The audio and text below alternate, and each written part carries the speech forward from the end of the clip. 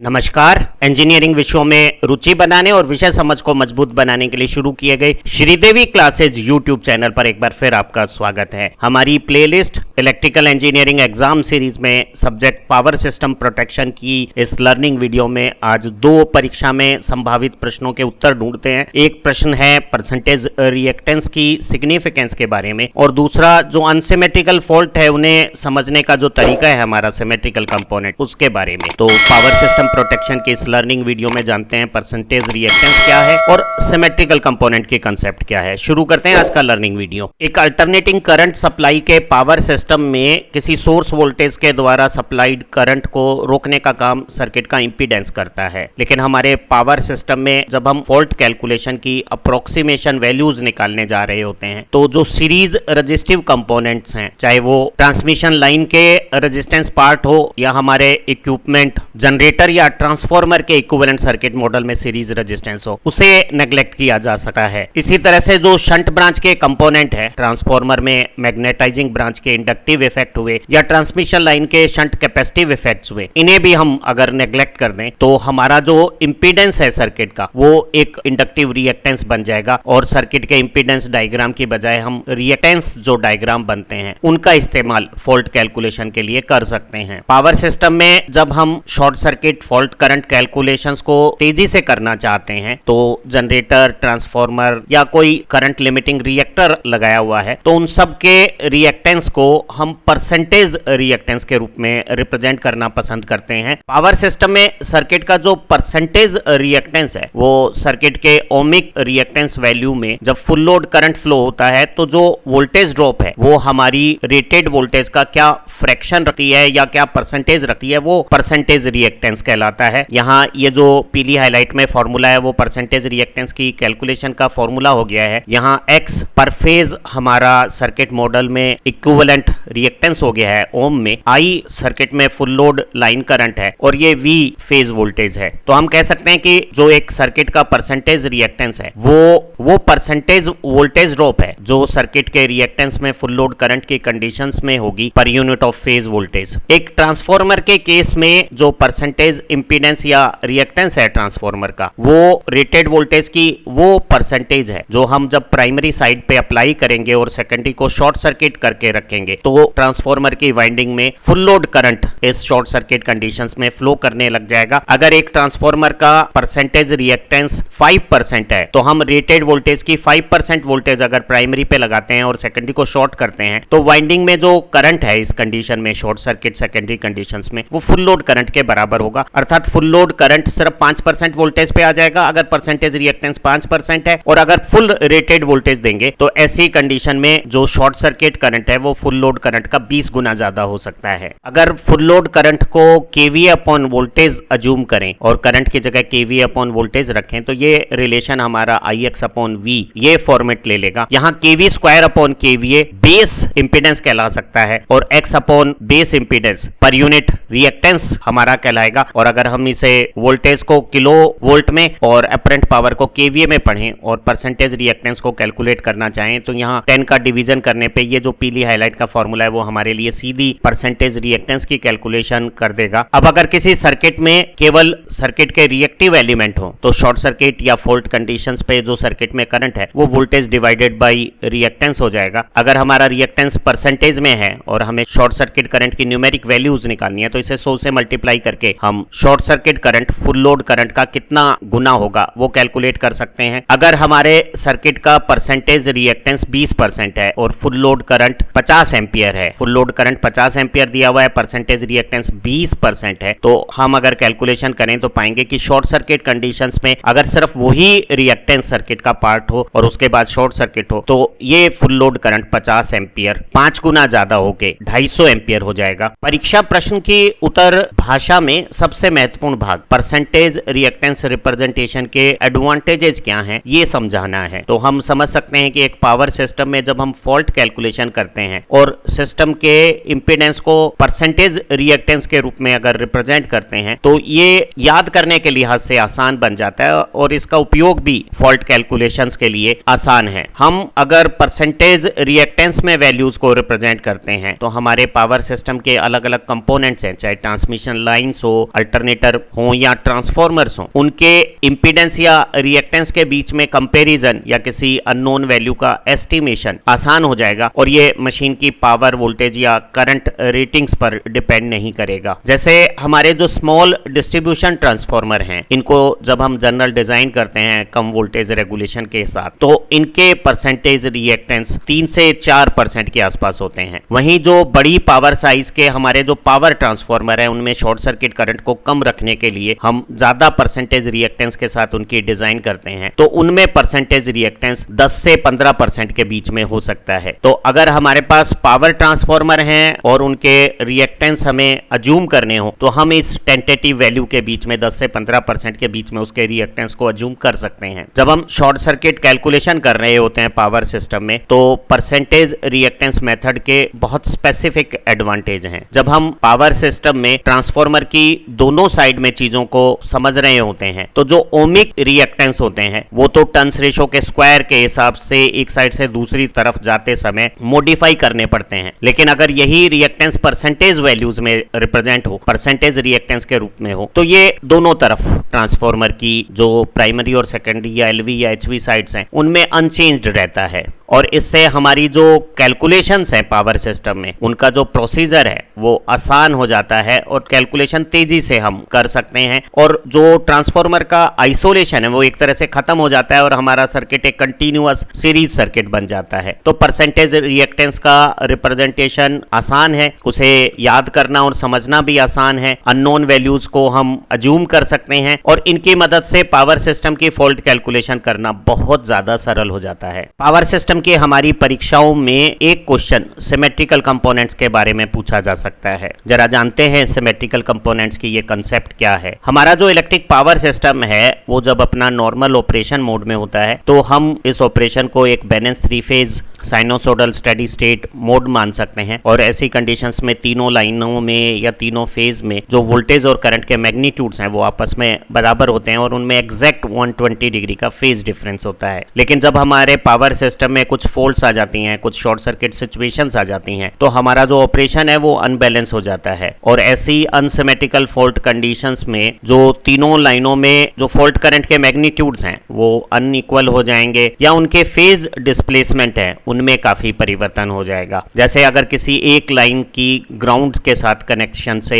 Line to ground fault होती है, तो जिस लाइन में फॉल्ट हुई है उसमें तो फॉल्ट करंट का मैग्नीट्यूड बहुत ज्यादा होगा और बाकी दोनों लाइनों में करंट कम रहेगा। तो ये एक अनसिमेट्रिकल कंडीशंस हो गई है। इसी तरह से अगर लाइन टू लाइन फॉल्ट होती है तो दो फॉल्टी लाइनों के बीच में तो करंट बहुत ज्यादा हो जाएगा, तीसरी लाइन में करंट कम रहेगा। और इस तरह की कंडीशंस को भी हम एक अनसिमेट्रिकल कंडीशन कह सकते हैं। इसी तरह से double line to ground fault भी एक अनसिमेट्रिकल फॉल्ट है। तो ऐसी अनसिमेट्रिकल फॉल्ट का एनालिसिस करना बहुत टीडियस हो जाता है। वहीं जो तीनों लाइनों का आपस में शॉर्ट सर्किट होना, ट्रिपल लाइन जो शॉर्ट सर्किट फॉल्ट कंडीशंस है, वो हम सिंगल फेज पर फेज मॉडलिंग से बहुत आसानी से एनालाइज कर सकते थे। वहीं इस तरह की जो अनसिमेट्रिकल फॉल्ट है, चाहे लाइन टू ग्राउंड हो या लाइन टू लाइन हो या line to line with ground fault conditions हो, ऐसी अनसिमेट्रिकल फॉल्ट कंडीशंस को एनालाइज करने के लिए हम सिमेट्रिकल कंपोनेंट्स की कंसेप्ट का इस्तेमाल करते हैं। एक अमेरिकन इलेक्ट्रिकल इंजीनियर और साइंटिस्ट डॉक्टर CL फॉर्टेस्क्यू ने हमारे पावर सिस्टम में जो अनसिमेट्रिकल फॉल्ट्स पैदा होती हैं 3 फेज सप्लाईज के साथ, उनके रिलेशंस को समझने के लिए, ऐसी फॉल्ट कंडीशंस की कैलकुलेशन और एनालिसिस करने के लिए सिमेट्रिकल कंपोनेंट की जो मेथड है उसका इस्तेमाल किया। और फॉर्टेस्क्यू के इस सिमेट्रिकल कंपोनेंट मेथड को अनसिमेट्रिकल कंडीशंस की फॉल्ट में इस्तेमाल करने के कुछ एडवांटेज हैं। ये जो हमारा सिमेट्रिकल कंपोनेंट का मेथड है वो एक सरल तरीका है। इसमें हमारी फॉल्ट की जो परफॉर्मेंस स्टडीज हैं वो हम ज्यादा सामान्यकृत तरीके से कैलकुलेट कर सकते हैं। खास तरह की फॉल्ट कहीं भी हो उसको एनालिसिस करने का एक ही तरीका हम इस्तेमाल कर सकते हैं। जब हम सहज सरल तरीके से फॉल्ट करंट की कैलकुलेशंस सिमेट्रिकल कंपोनेंट से कर लेते हैं, तो हमारी पावर सिस्टम के प्रोटेक्शंस के लिए हमें जो प्रोटेक्टिव स्विच गियर और रिले एप्लीकेशंस करनी है, एक रिलायबल डिस्क्रिमिनेटरी प्रोटेक्शंस जो मैनेज करना है, उसे मैनेज करना भी आसान हो जाता है किसी भी प्रोटेक्शन इंजीनियर के लिए। तो सिमेट्रिकल कंपोनेंट्स की अपनी एक सिग्निफिकेंस है अनसिमेट्रिकल फॉल्ट्स को एनालाइज और स्टडी करने में। सिमेट्रिकल कंपोनेंट मेथड कहता है कि अगर एक 3 फेज पावर सिस्टम में कोई भी अनबैलेंस्ड फॉल्ट कंडीशंस आती है तो उस अनबैलेंस्ड कंडीशंस को हम 3 सेपरेट सेट हैं बैलेंस्ड कंपोनेंट्स के, जिन्हें हम सिमेट्रिकल कंपोनेंट्स कह सकते हैं, उनकी मदद से हम 3 फेज करंट या वोल्टेजेस के अनबैलेंस नेचर को रिप्रेजेंट कर सकते हैं। और जो 3 हम सिमेट्रिकल बैलेंस्ड कंपोनेंट्स इस्तेमाल करते हैं किसी भी अनबैलेंस कंडीशंस को रिप्रेजेंट करने के, उनमें से एक को हम पॉजिटिव फेज सीक्वेंस कहते हैं। और ये जो पॉजिटिव फेज सीक्वेंस है उसकी जो फेज में लीड और लैग की सीक्वेंस है वो ओरिजिनल हमारी सप्लाई की फेज सीक्वेंस के बराबर होती हैं। और तीनों जो पॉजिटिव फेज सीक्वेंस के कंपोनेंट्स हैं इन सब के इक्वल मैग्नीट्यूड्स हैं और इनमें आपस में 120 का फेज डिफरेंस है। और इनकी जो फेज सीक्वेंस है वो नॉर्मल पावर सिस्टम की फेज सीक्वेंस के जैसी है। वहीं एक दूसरी अनबैलेंस करंट को रिप्रेजेंट करने वाली symmetrical component negative phase sequence current component है। ये negative phase sequence current components भी आपस में इक्वल मैग्नीट्यूड के हैं। इनमें आपस में 120 डिग्री का इलेक्ट्रिकल फेज डिस्प्लेसमेंट भी है। लेकिन ये जो फेज डिस्प्लेसमेंट की जो फेज सीक्वेंस है वो हमारे ओरिजिनल पावर सिस्टम से ऑपोजिट या नेगेटिव फेज सीक्वेंस है। वहीं एक तीसरा current component zero sequence current component कहलाता है। वो भी आपस में तीनों इक्वल मैग्नीट्यूड के हैं लेकिन इनमें आपस में कोई फेज डिफरेंस नहीं है। तो हम कह सकते हैं कि किसी अनबैलेंस्ड या अनसिमेट्रिकल करंट को हम 3 सिमेट्रिकल करंट कंपोनेंट के समेशन से रिप्रेजेंट कर सकते हैं। और उसमें से एक पॉजिटिव फेज सीक्वेंस रखता है, एक की फेज सीक्वेंस उल्टी है, और तीसरे में तीनों जो फेज के कंपोनेंट्स है जीरो सीक्वेंस करंट्स के वो आपस में कोफेजल हैं। इन जीरो सीक्वेंस करंट्स में आपस में कोई फेज डिफरेंस नहीं है। फॉल्ट कंडीशंस में जो हमारा ओरिजिनल अनबैलेंस्ड सिस्टम है उसको जब हमने 3 बैलेंस सिस्टम से रिप्रेजेंट किया है जिन्हें हमने पॉजिटिव, नेगेटिव और जीरो फेज सीक्वेंस कंपोनेंट्स कहा है, इन पॉजिटिव, नेगेटिव और जीरो फेज सीक्वेंस कंपोनेंट्स को हम सिमेट्रिकल कंपोनेंट्स कहते हैं अनबैलेंस सिस्टम के। और इन कंपोनेंट्स को रिप्रेजेंट करने के लिए हम सबस्क्रिप्ट्स का इस्तेमाल करते हैं। 1 पॉजिटिव फेज सीक्वेंस के लिए, 2 नेगेटिव फेज सीक्वेंस के लिए और 0 जीरो फेज सीक्वेंस के लिए। जैसे अगर हम किसी करंट को IR0 रिप्रेजेंट कर रहे हैं तो ये R फेज का zero phase sequence current component हो गया है। इसी तरह से अगर मैं IY1 लिखता हूं तो 1 माने ये पॉजिटिव सीक्वेंस है तो ये Y फेज का पॉजिटिव सीक्वेंस करंट हो गया है। अज्यूम करते हैं कि हमारी R फेज की लाइन की ग्राउंड के साथ फॉल्ट कंडीशंस में कनेक्शंस हो गया है और R फेज का करंट तो न्यूमेरिकली ज्यादा हो गया है और Y और B का करंट कम रह गया है। और ये एक RYB फेज सीक्वेंस में R Y से एंटी क्लॉकवाइज एक लीडिंग पोजीशंस पे है। और अनबैलेंस कंडीशंस में न केवल तीनों के मैग्नीट्यूड अलग अलग हो गए, तीनों के बीच में फेज डिफरेंस भी जो standard 120 degree electrical phase displacement था उससे कुछ अलग हो गया है। ऐसे अनबैलेंस्ड तीनों फेज के करंट्स को हम जीरो, पॉजिटिव और नेगेटिव सीक्वेंस करंट की रिप्रेजेंटेशन से रिप्रेजेंट कर सकते हैं। और तीनों फेज में जो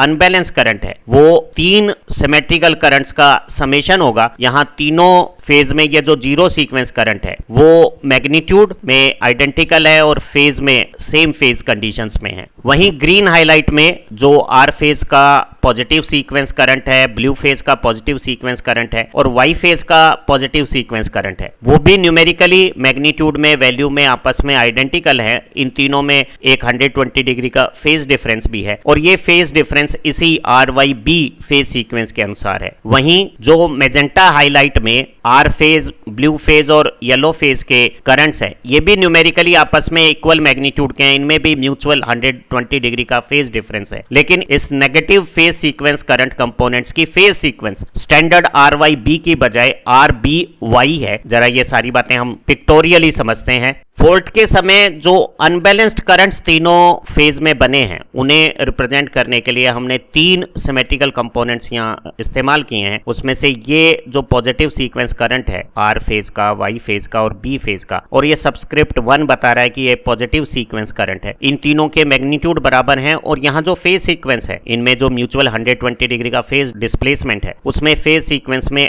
R लीड कर रहा है, R से Y लैग कर रहा है और Y से B लैग कर रहा है। और ये फेज सीक्वेंस RYB के हिसाब से एक सिमेट्रिकल बैलेंस्ड 3 फेज करंट्स हो गए हैं और इन्हें हम पॉजिटिव सीक्वेंस कंपोनेंट कहते हैं। इसी तरह से हमारे पास आर, वाई और बी फेज में दो सबस्क्रिप्ट के साथ नेगेटिव सीक्वेंस करंट कंपोनेंट्स हैं। इन तीनों के भी मैग्नीट्यूड आपस में सेम है। इनमें भी आपस में म्यूचुअली 120 डिग्री इलेक्ट्रिकल एंगल का फेज डिस्प्लेसमेंट है। लेकिन यहाँ जो फेज सीक्वेंस है आर से वाई पीछे न रह के आगे है और ये phase sequence R Y B से उल्टी हो गई है और इस उल्टी फेज सीक्वेंस के करंट कंपोनेंट को हम नेगेटिव सीक्वेंस कंपोनेंट कह रहे हैं। ध्यान रहे पॉजिटिव और नेगेटिव दोनों आपस में सिमेट्रिकल या बैलेंस्ड है, लेकिन एक से दूसरे की फेज सीक्वेंस उल्टी है। इसी तरह से हमारे पास एक तीसरा करंट कंपोनेंट है, ये भी साइनोसॉइडल टाइम वेराइंग है और इन तीनों के न केवल मैग्नीट्यूड आपस में तीनों फेज में बराबर है, ये तीनों आपस में सेम फेज में भी हैं। और ऐसे जो सेम फेज के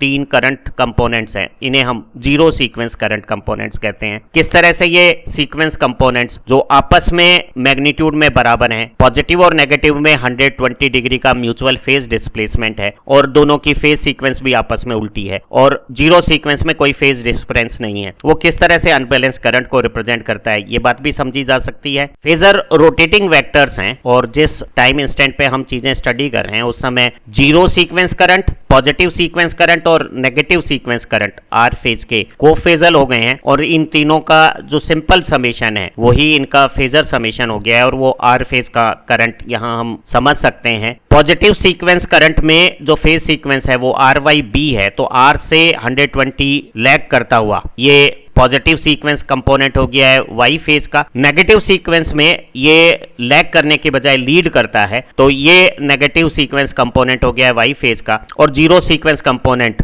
आर फेज के जीरो सीक्वेंस कंपोनेंट के सेम फेज में है और इन तीनों का जो फेजर या वेक्टर समेशन है ये मेरा वाई फेज का अनबैलेंस करंट हो गया है। इसी तरह से अगर मैं बी फेज के करंट को देखूं तो बी फेज का जो पॉजिटिव सीक्वेंस कंपोनेंट है वो आर से 120 लीड कर रहा है, नेगेटिव सीक्वेंस कंपोनेंट है वो आर से 120 डिग्री लैग कर रहा है और जीरो सीक्वेंस करंट आर के सेम फेज में है और इन तीनों का फेजर समेशन ये मेरा बी फेज का रिजल्टेंट करंट हो गया है। तो तीनों सीक्वेंस कंपोनेंट से मैं आर, वाई और बी का अनबैलेंस्ड करंट कैलकुलेट कर सकता हूं। ये इंटरेस्टिंग बात है फोटोस्क्यू की सिमेट्रिकल कंपोनेंट मेथड की कि ये तीनों करंट अनबैलेंस्ड हैं, इनके म्यूचुअल फेज डिफरेंस भी अदर देन 120 हो सकते हैं। लेकिन ये जो सिमेट्रिकल कंपोनेंट है IR1, IY1, IB1 positive sequence current, ये न्यूमेरिकली IR1, IY1 और IB1 न्यूमेरिकली इक्वल मैग्नीट्यूड के हैं और इनमें म्यूचुअल 120 डिग्री का फेज डिस्प्लेसमेंट है और पॉजिटिव सीक्वेंस करंट का फेज डिस्प्लेसमेंट ओरिजिनल जो हमारी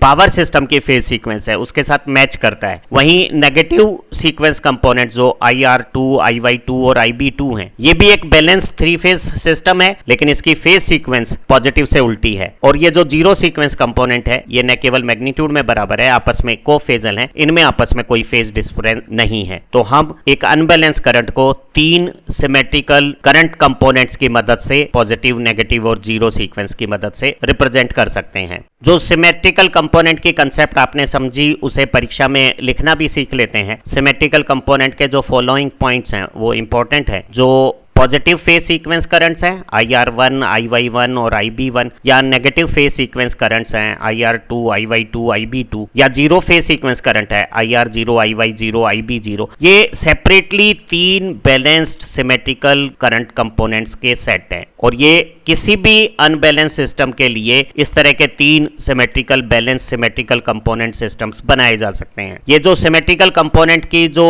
थ्योरी है ये हम न केवल जैसे हमने करंट्स के लिए अनबैलेंस करंट के लिए आजमाई है, इसे अनबैलेंस थ्री फेज वोल्टेजेस के लिए भी इस्तेमाल कर सकते हैं और ये न केवल करंट वोल्टेज दोनों के लिए इस्तेमाल हो सकती है, ये फेज क्वांटिटीज और लाइन क्वांटिटीज दोनों के लिए इस्तेमाल हो सकती है। लेकिन ध्यान रहे ये जो इस तरह के पॉजिटिव, नेगेटिव और जीरो सीक्वेंस करंट कंपोनेंट्स हैं इनका कोई सेपरेट रियल फिजिकल एग्जिस्टेंस नहीं है। ये एक अनबैलेंस्ड रियल करंट को मैथमेटिकली सिमेट्रिकल तरीके से रिप्रेजेंट करने की एक ट्रिक या टेक्निक या मेथड है। असल में हमारे सर्किट में अनबैलेंस करंट ही फ्लो हो रहा है, ये सिर्फ उस करंट का मैथमेटिकल मैनिफेस्टेशन है, मैथमेटिकल सिंप्लीफिकेशंस है, रिप्रेजेंटेशन की एक स्टाइल है। अगर कोई सिस्टम बैलेंस रहता है तो उसमें सिर्फ पॉजिटिव सीक्वेंस करंट्स होंगे, उसमें नेगेटिव सीक्वेंस करंट्स भी नहीं होंगे और जीरो सीक्वेंस करंट भी नहीं होंगे। तो ये जो नेगेटिव और जीरो फेज सीक्वेंस करंट्स हैं वो तभी आएंगे जब कोई सिस्टम में अनबैलेंस कंडीशंस है या कोई फॉल्ट अनसिमेट्रिकल प्रकार की कंडीशंस बनाती है। इसी एग्जाम सीरीज प्लेलिस्ट की एक दूसरी वीडियो में हमने ए ऑपरेटर की कंसेप्ट को समझा था। ए ऑपरेटर एक ऐसा मैथमेटिकल मल्टीप्लायर है जो किसी फेजर से जब मल्टीप्लाई किया जाता है तो वो उस फेजर को बिना मैग्नीट्यूड बदले 120 डिग्री एंटी क्लॉकवाइज रोटेट कर देता है। तो अगर मैं तीनों पॉजिटिव, नेगेटिव और जीरो सीक्वेंस करंट्स को जो तीनों फेज के लिए मैं रिप्रेजेंट कर रहा हूं उसे सिर्फ आर फेज के पॉजिटिव, नेगेटिव और जीरो सीक्वेंस करंट के रूप में रिप्रेजेंट करना चाहूं तो मैं कह सकता हूं कि जो बी फेज का पॉजिटिव सीक्वेंस करंट है वो न्यूमेरिकली आर फेज के पॉजिटिव सीक्वेंस करंट के बराबर है और वो 120 डिग्री लीडिंग पोजीशन में डिस्प्लेस हो गया तो उसे ए से मल्टीप्लाई करके हम रिप्रेजेंट कर सकते हैं। और एक और ए का representation, one more 120 degree displacement, यहाँ वाई फेज के पॉजिटिव सीक्वेंस करंट को रिप्रेजेंट कर देगा। तो जो वाई फेज का पॉजिटिव सीक्वेंस करंट है वो आर फेज के पॉजिटिव सीक्वेंस करंट का ए स्क्वायर टाइम्स हो गया है। और ए एक ऐसा ऑपरेटर है जो 120 degree anti clockwise positive direction में रोटेशन को रिप्रेजेंट कर रहा है। सेम ऐसा ही हम नेगेटिव सीक्वेंस करंट के साथ कह सकते हैं। जो आर फेज का नेगेटिव सीक्वेंस करंट है उससे वाई फेज 120 डिग्री लीड करता हुआ ए से मल्टीप्लाई करके आ गया है और बी का जो नेगेटिव सीक्वेंस करंट है वो आर से लैग कर रहा है, वो ए स्क्वायर से मल्टीप्लाई करके आ गया है। और सभी के zero phase sequence current same magnitude और सेम फेज कंडीशन में आपस में आइडेंटिकल है, ऐसा हम यहाँ ग्रीन हाईलाइट में रिप्रेजेंट कर सकते हैं। तो हम सारे फेज सीक्वेंस कंपोनेंट्स को ए ऑपरेटर की मदद से एक दूसरे के साथ रिलेट कर सकते हैं और यही सिमेट्रिकल कंपोनेंट की एनालिसिस को मैट्रिक्स मेथड से बहुत आसानी से मैनिपुलेट करने वाला बना देगा। जरा समझते हैं। फेजर रोटेटिंग वेक्टर्स हैं और बैलेंस थ्री फेज सिस्टम में जब उनके बीच में 120 डिग्री का किसी खास फेज सीक्वेंस के साथ फेज डिफरेंस होता है तो हम स्टडीज के लिए उन्हें मनचाहे किसी एक टाइम इंस्टेंट पे रोककर चीजें एनालाइज कर सकते हैं। और जिस इंस्टेंट पे हमने चीजों को समझा है उस टाइम इंस्टेंट पे आर फेज में पॉजिटिव, नेगेटिव और जीरो सीक्वेंस करंट कंपोनेंट को फेजल हैं और इन सब का सिंपल समेशन ये हमारा अनबैलेंस्ड आर फेज का करंट हो गया है। ये हम समझ सकते हैं, इस मैथमेटिकल रिलेशन को हम लिख सकते हैं। वाई फेज का करंट में positive sequence current R Y B phase sequence में आर से 120 डिग्री लैग कर रहा है, नेगेटिव सीक्वेंस करंट आर से 120 डिग्री लीड कर रहा है और जीरो सीक्वेंस करंट आर के साथ सेम फेज का है। और इन तीनों का समेशन जब हम फेजर वाइज करते हैं यहां समझा जा सकता है तो वो वाई फेज का अनबैलेंस करंट हो गया है। जो जीरो सीक्वेंस करंट है वो आर और वाई में सेम है। जो पॉजिटिव सीक्वेंस करंट है वाई का आर से phase sequence R Y B में लैग कर रहा है तो उसे ए स्क्वायर से मल्टीप्लाई करके रिप्रेजेंट कर सकते हैं। और नेगेटिव सीक्वेंस करंट आर से 120 लीड कर रहा है तो एंटी क्लॉकवाइज लीडिंग पोजीशन में ए से मल्टीप्लाई करके ये नेगेटिव कंपोनेंट आ गया है। तो हमने आर के जीरो, पॉजिटिव और नेगेटिव सीक्वेंस कंपोनेंट के रूप में वाई के इम्बैलेंस करंट को रिप्रेजेंट करना सीख लिया है। इसी तरह से हम बी फेज का जो इम्बैलेंस करंट है उसे तीन सिमेट्रिकल जीरो, पॉजिटिव और नेगेटिव सीक्वेंस करंट कंपोनेंट से रिप्रेजेंट कर सकते हैं। जीरो सीक्वेंस करंट बी का और आर का सेम है। जो पॉजिटिव सीक्वेंस करंट है वो बी का आर से R Y B phase sequence में लीड कर रहा है, 120 लीडिंग को हमने ए से मल्टीप्लाई करके रिप्रेजेंट कर लिया है। और नेगेटिव सीक्वेंस 120 लैग कर रहा है, उसे ए स्क्वायर से रिप्रेजेंट कर लिया है। तो हमने बी फेज के इम्बैलेंस करंट को आर फेज के जीरो, पॉजिटिव और नेगेटिव सीक्वेंस करंट कंपोनेंट के रूप में रिप्रेजेंट करना सीख लिया है। तो अब हम तीनों आर, वाई और बी फेज के जो इम्बैलेंस करंट है उनको आर फेज के जीरो, पॉजिटिव और नेगेटिव सीक्वेंस करंट कंपोनेंट के रूप में रिप्रेजेंट कर सकते हैं। ये हमारे आर फेज का zero sequence component, positive sequence component और नेगेटिव सीक्वेंस कंपोनेंट हो गया है। और आर फेज का करंट इस मैथमेटिकल एक्सप्रेशन के हिसाब से मैट्रिक्स मेथड में जब मल्टीप्लिकेशन करेंगे तो 1 IR note, 1 IR positive sequence current, 1 IR negative sequence current हो गया है। इसी तरह से y का जो पॉजिटिव सीक्वेंस करंट है वो r की टर्म्स में, y का नेगेटिव सीक्वेंस करंट r के नेगेटिव सीक्वेंस करंट से जब हमने रिप्रेजेंट किया है तो इस मैथमेटिकल एक्सप्रेशन को मैट्रिक्स में हम लिख सकते हैं IY equal to 1 IR0 a square IR1 और a IR2। यहाँ ये IR0 नेगेटिव सीक्वेंस करंट है, ये पॉजिटिव सीक्वेंस करंट हो गया IR1 और ये IR2 नेगेटिव सीक्वेंस करंट हो गया है आर फेज में, और उनकी टर्म्स में हमने वाई फेज के इम्बैलेंस करंट को रिप्रेजेंट कर लिया है। इसी तरह से बी फेज का जो करंट है वो भी हम आर फेज के जीरो, पॉजिटिव और नेगेटिव सीक्वेंस करंट कंपोनेंट के रूप में इस मैट्रिक्स मल्टीप्लिकेशन से रिप्रेजेंट कर सकते हैं, और ये मैट्रिक्स को हम याद कर सकते हैं। ये जो ए ऑपरेटर के रूप में ए और ए स्क्वायर के साथ जो मैट्रिक्स आई है उसे आसानी से याद किया जा सकता है, और इस मैट्रिक्स के इनवर्स ट्रांसफॉर्मेशन से हम इम्बैलेंस करंट की मदद से सीक्वेंस कंपोनेंट्स भी पता कर सकते हैं, और वो कैलकुलेशन यहां नीले फ्रेम में हम रिप्रेजेंट कर रहे हैं। तो सिमेट्रिकल कंपोनेंट का ये जो मेथड है और ए ऑपरेटर की जो